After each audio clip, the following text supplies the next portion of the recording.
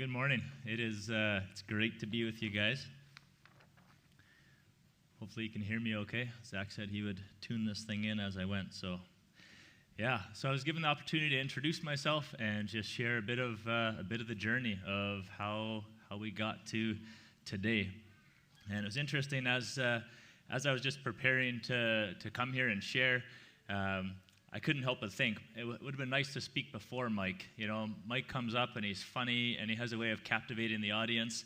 And I thought, that would have been a better opportunity maybe. But after much prayer, I thought about it and I just felt the Lord saying, you know, you don't actually need to mock your pastor or comment on your friend's appearance or how happy the spouses are in the congregation. Just be yourself. And so I had much peace after that. And so I'm Chris, as was introduced. I'm a husband to Audrey, who's in the back there, and a father to Alex, Skylar, Bentley, Kalen, Finley, and Everett. And I always say them in order of oldest to youngest, so I don't miss any in the middle there. So we've been blessed with 6 awesome children, and I think that's probably a big part of how we got here today. As the ministerial was looking to hire a family life pastor, they just went in order of the largest family, and so it was just a process of elimination, I think. And so we had to move quite quickly because Tom and Andrea are right on our heels, and so I think the time was now. But no, I think, all jokes aside, I think we were supposed to be more serious this morning maybe, but this way I could overcome some of the nerves, I guess. So I'm currently the executive director at the Pembina Valley Bible Camp, and we've been there for the past 6 years. And I think it's been a journey those 6 years as well, just for our family. I think the Lord has shown us who we are as a family and how we can minister as a family. And God's also shown Audrey and I who He's creating us to be. And I use the word creating, not created, because I think we're still on a journey and we've got a long ways to go. And so, we're excited to continue in that.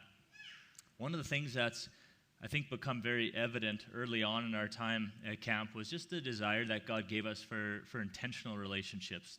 And a lot of people see camp as this place of activities and fun, but I think you realize once you come on site and you become a part of it is you just realize there's actually a community that comes together and it becomes a family. And so in the public we're known as the camp directors, but on site we're camp dad and camp mom. And I think that's a role and maybe a title that we've most appreciated. So how did we get to this day? So I think it goes back to January for us. As a family, Audrey and I and our kids, we started off the year with a fast. And it kind of was something we felt the Lord bringing us into to journey along with something that was going on in our extended family.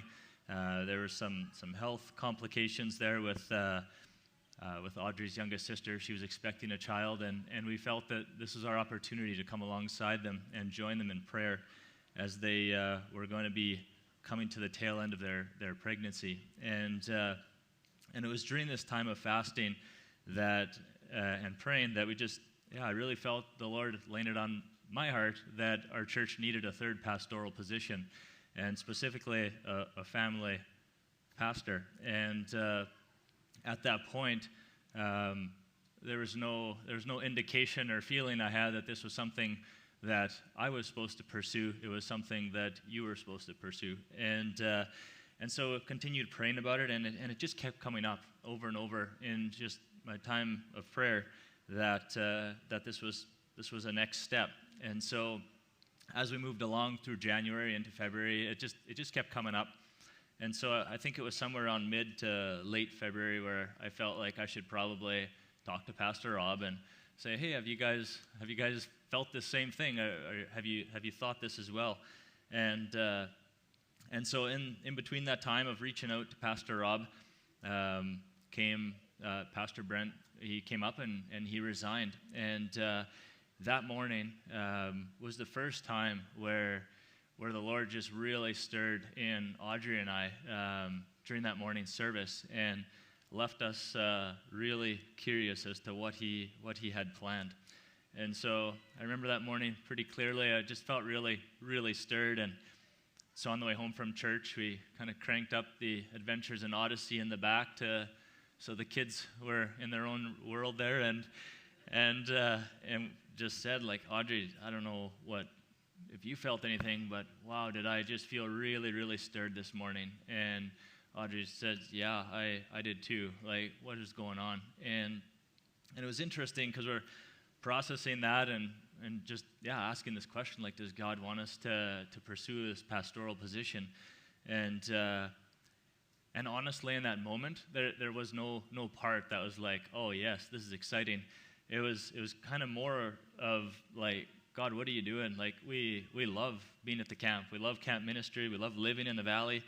And so we got home, and later in the evenings, we would talk about this. And over the next several days, we continued to pray about it. And we kind of had this wrestling place of like, do we want to act on this or do we not? And in the days that followed, as we prayed, we kept coming back to this realization, like, who's really in control here? Are we holding our hands open, saying, God, what do you have? Or are we deciding every step? And we don't want to be in that place. And so,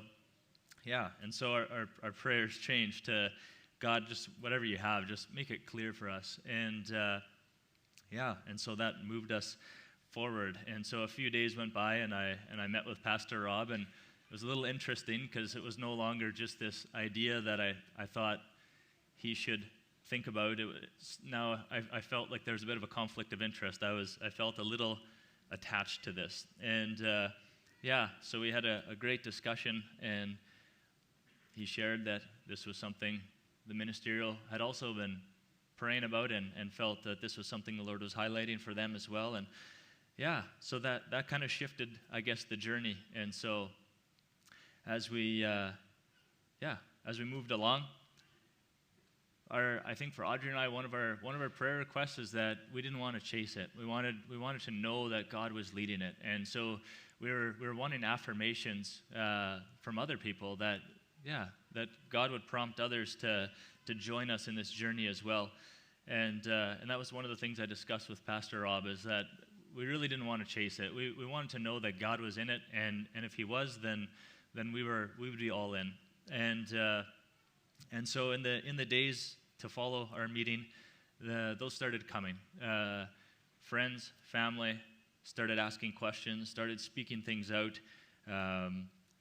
People not connected to the church at all actually started speaking things out, and so our affirmations came, and so we met with ministerial and said, we're in. We feel that this is where the Lord is leading us. He's made it feels very obvious that this is our next logical step, is to pursue this and see where he wants to take it. And I think some of the just the need affirmations were even in our kids.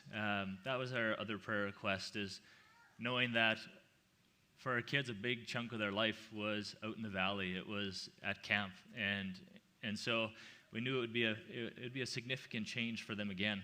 And so we just prayed that God would go before us, that he would just work in them to just kind of soften that transition season. And it was just so cool how we could just see God at work in that.